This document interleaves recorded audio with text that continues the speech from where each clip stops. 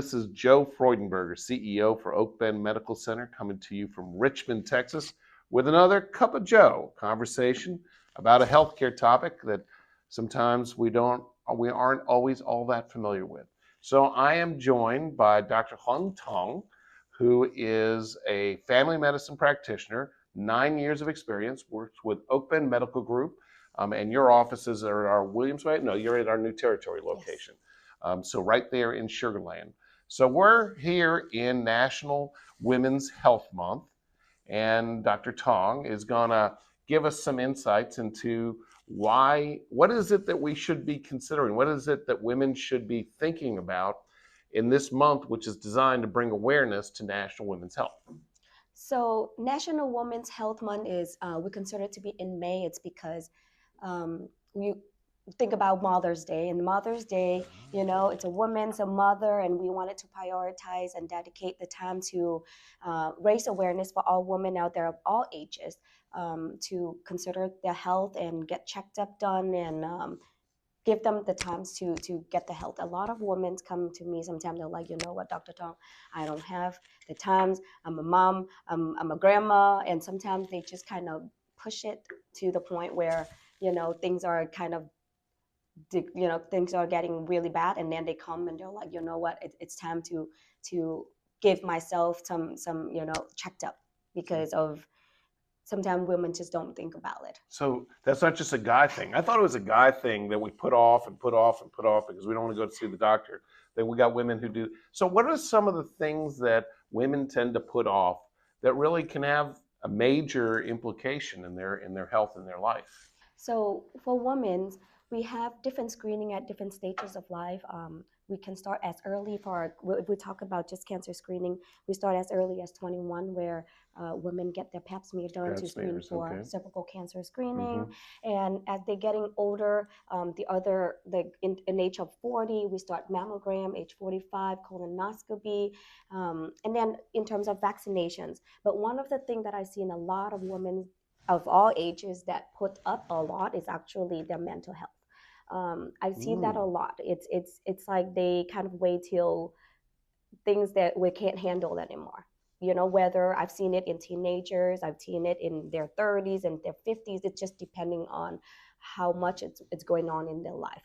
And that can impact a lot in terms of when they can't take care of their own self, they're feeling depressed, they feel so much stress, things just kind of getting down where it's becoming affecting your sleep, affecting your heart, everything, your sleep, and then it leads to a lot of bad cascading down. So I think that, going in, whether it's not about cancer screening, mm-hmm. It's not just about that, it's just in general, people have, a concern here and there. I feel that if you go in, discuss that, maybe that just help clear it up faster, or something to intervene, manage it so it doesn't go the other route. So if I'm a woman and I feel depressed, I should start with my primary care doctor to come in and see you so that you can help me understand whether that's a byproduct of, what that is caused by. And then you would guide me to the proper, because I don't think of family medicine for mental health needs, but truly you're the gatekeeper to everything. Yes. Yeah. Okay. So what we're implementing, and I've been starting doing this, and it's actually, as a general practice too, I've been doing this since I was working as an urgent care. I start seeing patients. When we don't screen, some people just don't have that thing where they just come and they tell you. It's actually hard, to share, how you feel. Sure. We as a personnel tend to kind of fight it until we can't take it anymore. So what we do is we have a screening questionnaire, just kind of a gate opener to that way. When I looked at it, I was just like, oh, that's when I kind of ask. It would be easier for me if patients just come and discuss that with me. But a lot of time what I see is people just don't really talk about it until I kind of initiate. When I see them, they get to answer the questions, the questionnaire themselves. And so when I see there's some abnormality, then that's when I kind of help them open it up. And that is a lot of times, like, there are people, don't get me wrong, when they come and they talk to me, but like you say, not everything is a disorder. Not Right. everything has to be treated with medications. Right. Sometimes it's about reassurance. Sometimes it's a personality. Hmm. I can relate it to some way and the other to whether it's men or women. But I think mental health is one of that big thing out there that sometimes even teenager, it's hard for them to kind of come. So I see that of primary doctor is that when they come and they get to know you and they get to kind of be more comfortable with you. I have patients that come back and start talking about it. Got it. Hmm. So beyond mental health, which is one of the least understood aspects of medicine, I think, what other things should women be aware of that if they're suffering these symptoms, do not hesitate, go in and see your doctor. Do not put it off.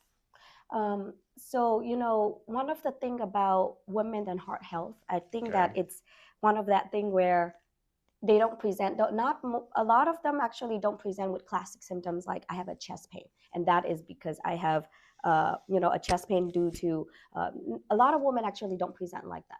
They kind of have that what do you call it atypical symptoms Hmm. of a coronary heart disease. So if you have a symptoms, for example, if you have risk factor, and then you are, risk factor is you have high blood pressure, you have diabetes, cholesterol uncontrol, and if there's a family history, I would say if you present any symptoms that I say it's out of nowhere you get jaw pain, out of nowhere you have that acute fatigue or dizziness or a shoulder blade pain, that maybe actually it's a presentation of a heart. Wow. Sometimes it's an acid reflux. I have seen it where people just like, oh, I have acid reflux, I have acid reflux. It came out to be, it's due to their heart. Wow. So it's just a lot of various things when we look at a patient and we talk to the patients, we look at different aspects, right? And there are some women that come and tell me, I'm like, they're telling me that they have chest pain and they're in their 20s. First thing is that we tend to be like, oh, anxiety. But from my perspective is that, you know, I take it serious. Yes. I make sure that it's, it is their symptoms, it's what they're feeling, right? And we never know. There are people that also have rhythm issues that we don't know and that it's causing their heart rate to beat faster. And it could happen in actually any age. I had seen a lot of many in their 20s that has it. And sometimes they get being brushed away saying that, oh, it's because my anxiety and it make my heart race fast. Right. But actually, for me, it's I tell patients, and they have gone through many one, and they keep saying that, but then I'm still feeling what I'm feeling.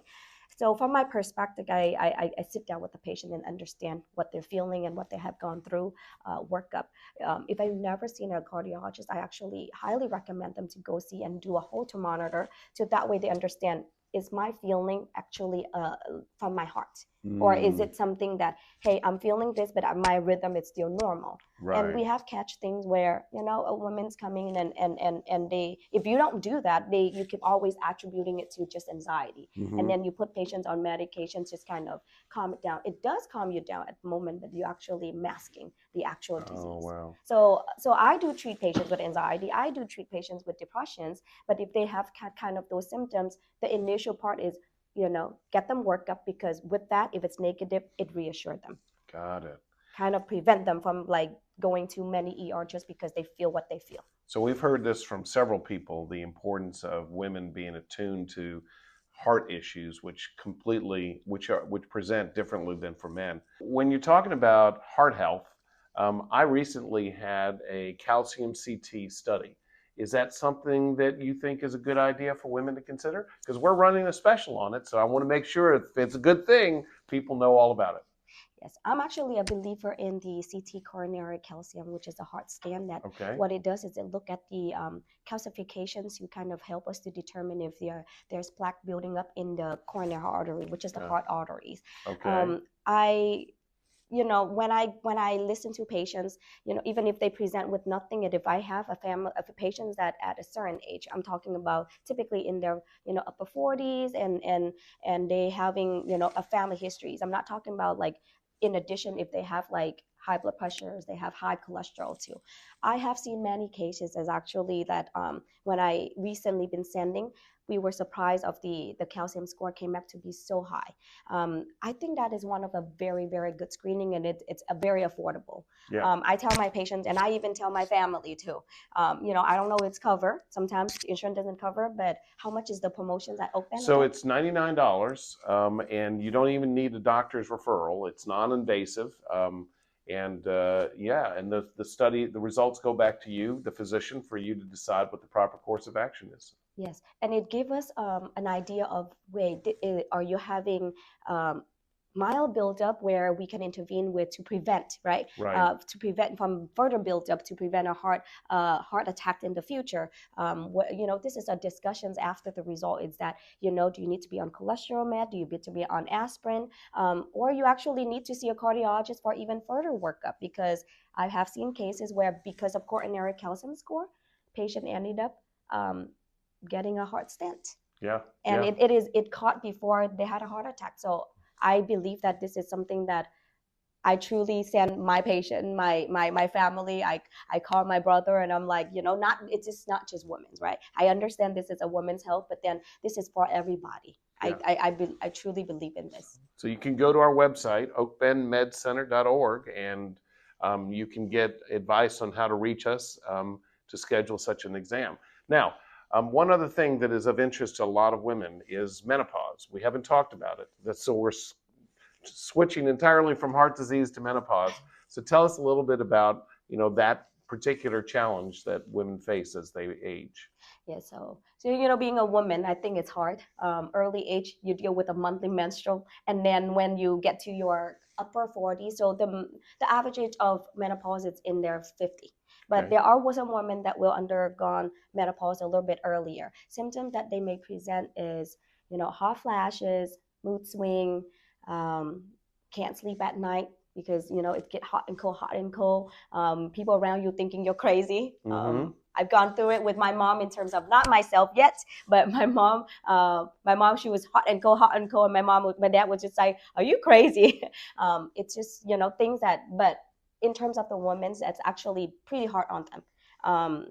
It affects their brain functions, their concentrations at work.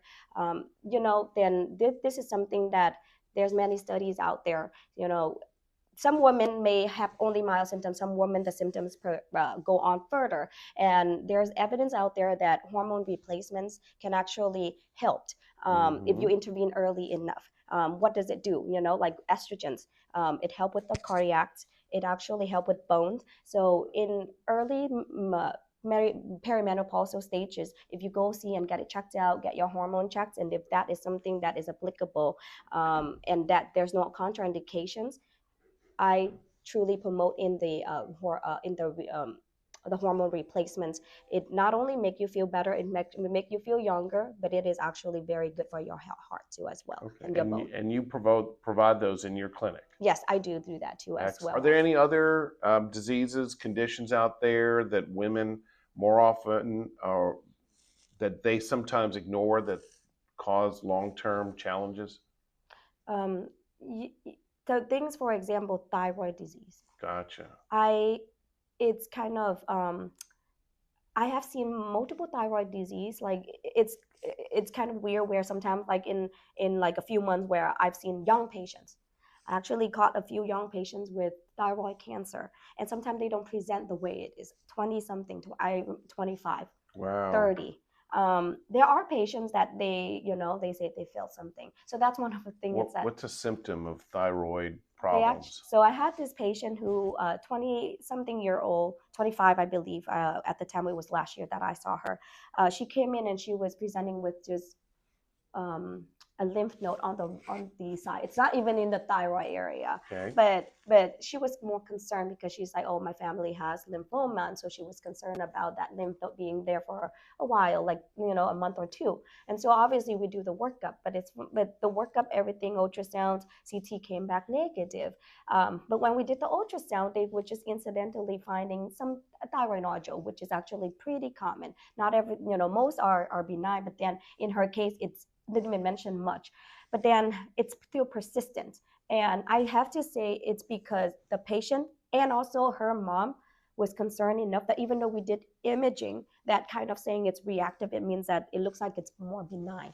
And then watching and all that. But then the patients themselves, her mom, they kind of like, what, I just feel like they feel uncomfortable, they feel more concerned. That help us. So they keep coming back to my office, and you know what, we decided that we're going to proceed with doing a biopsy.